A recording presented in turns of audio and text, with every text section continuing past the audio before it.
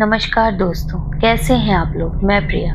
स्वागत है आपका हॉरर स्टोरी बाय प्रिया में। तो दोस्तों, आप जानते हैं कि मेरा मानना है कि अगर जीवन है, तो जीवन के बाद भी एक दुनिया होती है, यानी मृत्यु के बाद भी एक जीवन होता है और इसे वही समझ सकता है जिसने उसे कभी फ़ील किया हो। तो दोस्तों, चलिए शुरू करते हैं आज की कहानी। दोस्तों, आज की कहानी हमें भेजी है अविनाश जी की मौसी जी ने, सीतापुर से। उत्तर प्रदेश में सीतापुर पड़ता है दोस्तों, लेकिन उन्होंने अपना नाम बताने को मना किया है क्योंकि वो नहीं चाहती थी कि उनका नाम सामने आए। तो दोस्तों, शुरू करते हैं कहानी। दोस्तों, अविनाश जी के बारे में एक चीज़ और बता दूं कि आज अविनाश जी कहाँ हैं किसी को नहीं पता है। वो जीवित है नहीं है किसी को भी नहीं पता है। और अगर आप चाहते हैं कि अविनाश जी के साथ क्या हुआ, तो इस कहानी में एंड तक बने रहिए। ये पूरी कहानी सुनिए ध्यान से। तो दोस्तों, हुआ कि अविनाश जी जो हैं वो गवर्नमेंट हॉस्पिटल में एज अ कंपाउंडर काम करते थे। तो होता है कि कभी कभी नाइट शिफ्ट हो गई या कोई इमरजेंसी केस आ जाता था तो हॉस्पिटल में लेट हो जाता था। वैसे तो अविनाश जी की ड्यूटी सुबह 10 बजे से लेके शाम को 6 बजे तक थी। तो ये था कि वो अंधेरा होने से पहले मोस्टली घर आ जाते थे और विंटर्स में टाइम चेंज हो जाता था। 5 बजे तक होती थी, 6 बजे तक घर आ जाते थे। तो दोस्तों, जो सीतापुर शहर में अस्पताल है और उनका घर सीतापुर गाँव में पड़ता है। तो शहर से गाँव जाने वाली जो रोड है, उस पर एक बहुत ही पुराना कब्रिस्तान है, जो मतलब बहुत ज़्यादा खंडहर हो चुका है। वहाँ कोई आता-जाता नहीं, कुछ भी नहीं है। लेकिन दोस्तों, कहा जाता है कि लोग कहते हैं कि अगर रात में कोई उस कब्रिस्तान के सामने से आता-जाता है, तो वहाँ उनको बहुत सारे साए दिखते हैं और अगर कोई गलती से वहाँ रुक गया, तो वो कभी वापस नहीं आता।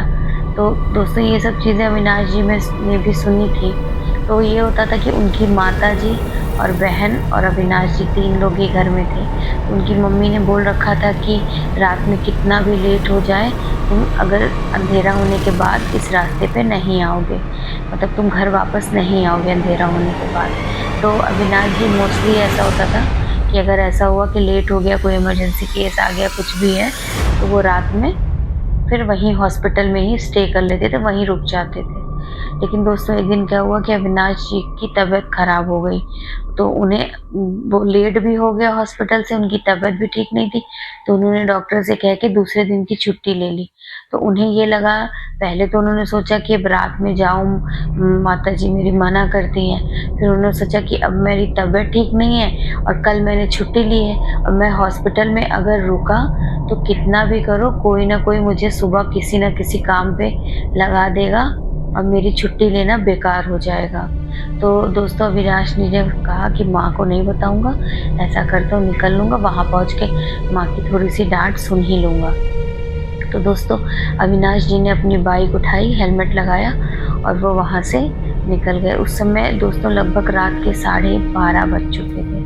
तो दोस्तों, वो वहाँ जैसे ही वो कब्रिस्तान वाले एरिये में उन्होंने एंटर किया, इतनी तेज़ उनको ठंड लगने लगी, इतनी तेज़ ठंडी हवा उनको फ़ील हो रही थी।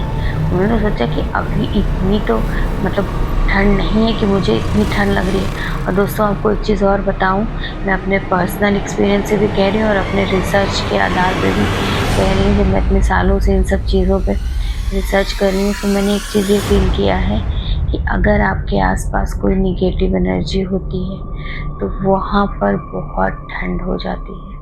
आपको एकदम ठंडा फ़ील होगा। तो दोस्तों, ये इस चीज़ को भी ध्यान रखिएगा कि कभी आप ऐसे किसी सुनसान रास्ते या कहीं पर जा रहे हैं और आपको फ़ील होता है कि यहाँ कुछ ठंडा लग रहा है, कुछ है, तो तुरंत सतर्क होकर वहाँ से वापस आइए। पक्का वहाँ कोई नेगेटिव एनर्जी होगी। तो दोस्तों, फिर अविनाश जी को लगा कि बहुत ठंड लगी, तो उन्होंने सोचा कि जल्दी-जल्दी बाइक से यहाँ से निकलो। लेकिन दोस्तों, जैसे ही अविनाश जी उस कब्रिस्तान के टूटे हुए गेट के सामने पहुँचे, उनकी बाइक बंद हो गई और वो बहुत देर तक कोशिश करते रहे दोस्तों, लेकिन वो बाइक नहीं स्टार्ट हुई। फिर उन्होंने पीछे मुड़ के देखा, उनको ऐसा लगा पीछे कोई है, नहीं दिखा कोई। फिर अचानक से उनकी नज़र कब्रिस्तान, क्योंकि दोस्तों ऐसा तो होता ही हमारे साथ भी कि अगर हमको लगेगा वहाँ नहीं देखना तो नज़र जाएगी ही। तो अविनाश जी की नज़र जब कब्रिस्तान पे गई तो उन्होंने देखा कि गेट के अंदर एक औरत की परछाई खड़ी है और वो उन्हें ही देख रही है। उसकी आंखें बिल्कुल वाइट थी और वो उसको देख के इतना ज़्यादा डर गए और उसके बाद में उन्होंने हनुमान चालीसा पढ़ना शुरू कर दिया। और जैसे ही दोस्तों उन्होंने हनुमान चालीसा पढ़ना शुरू किया, उनकी बाइक स्टार्ट हो गई और वो बहुत तेज़ वहाँ से भागकर, मतलब उन्होंने अपनी बाइक स्टार्ट की और तुरंत वहाँ से भागे और बाइक को घर पर ही आकर रोका। और बिल्कुल अविनाश जी पसीना पसीना हो गए थे, बहुत ज़्यादा डर गए थे। और उसके बाद में वो वहाँ पर गए और उन्होंने देखा कि वहाँ पर उनको ऐसा लगा कि मेरे घर में भी वो साया मुझे दिख रहा है। लेकिन फिर उन्होंने गए तुरंत मंदिर के सामने, हाथ पैर धुला और मंदिर के सामने खड़े होकर हाथ जोड़ा, भगवान से प्रार्थना की कि जो भी था मतलब मैं उसको भूल जाऊं। और उसके बाद वो सो गए। और उस दिन तो रात में सब कुछ अच्छा रहा। दूसरे दिन उन्होंने छुट्टी ली थी तो पूरा दिन वो चीज़ उनके दिमाग से दोस्तों निकल नहीं रही थी। वही चीज़ उनके दिमाग में आ रही थी कि वो साया वो मुझे देख रहा था, वो कौन थी, क्या था। जो लोग कहते हैं कि कब्रिस्तान में रहते हैं, आत्माएं रहती हैं, साया रहता है, वो सही है या गलत है या वो कोई और था। बहुत ज़्यादा दिन भर इसी में वो मतलब सुकून से रह भी नहीं पाए, चैन से रह भी नहीं पाए। और डर की वजह से अपनी माताजी बहन को उन्होंने किसी को ये बात नहीं बताई कि मतलब ऐसा मेरे साथ कुछ हो रहा है या कुछ हुआ था कल। उनको पता था, फिर माताजी गुस्सा करती, डांट पड़ती। फिर दोस्तों रात में वो सो गए और सोने के बाद जैसे ही 12:30 से 1 के बीच का टाइम, जिस टाइम वो वहाँ पहुँचे थे, उन्होंने जैसे ही अपनी आंखें बंद करी और उनको वो नींद में गए दोस्तों, फिर वही साया उनको सपने में भी दिख रहा था। और फिर अब तो दोस्तों आवाज़ आ रही थी, मेरे पास आओ चले क्यों गए, मेरे पास आओ चले क्यों गए। दोस्तों अविनाश जी नींद में ही उठे और उठकर वो पैदल ही जाने लगे। तब में उनकी बहन पढ़ाई कर रही थी। उसे लगा कि बाहर कमरे में कौन गया। तो दोस्तों वो जब बाहर गई तो उसने देखा कि अविनाश जी बिल्कुल नींद में ही घर का गेट खोलकर बाहर जा रहे थे। उसने बोला, भैया भैया कहाँ जा रहे हो, कहाँ जा रहे हो। अविनाश जी तो दोस्तों होश में ही नहीं थे। ऐसा तो लगता है कि वो तो किसी के वश में थे, वो चले जा रहे थे। दोस्तों उसने जाके पीछे से कस के धक्का मारा तो अविनाश जी की नींद खुली। उन्होंने कहा, हाँ हाँ क्या है। बोली, तुम कहाँ रात में नींद में चलते हुए चले जा रहे हो। तो उन्होंने देखा, उन्होंने सोचा अभी तो मैं अपने बेड पे सोया था, ये कैसे हुआ दोस्तों। लेकिन ये सिलसिला, और फिर वो जाके अपने बेड पर सो गए, उनकी बहन भी चली गई। दोस्तों फिर ऐसा रोज़ होने लगा। 1 दिन 2 दिन तो उसकी बहन ने देखा और उनको रोका, लेकिन तीसरे दिन उनकी बहन सो गई थी। दोस्तों वो चलते चलते चलते चलते उस कब्रिस्तान तक चले गए और फिर उनको वही साया दिखा और पता नहीं कैसे वो वहीं पर बेहोश हो गए।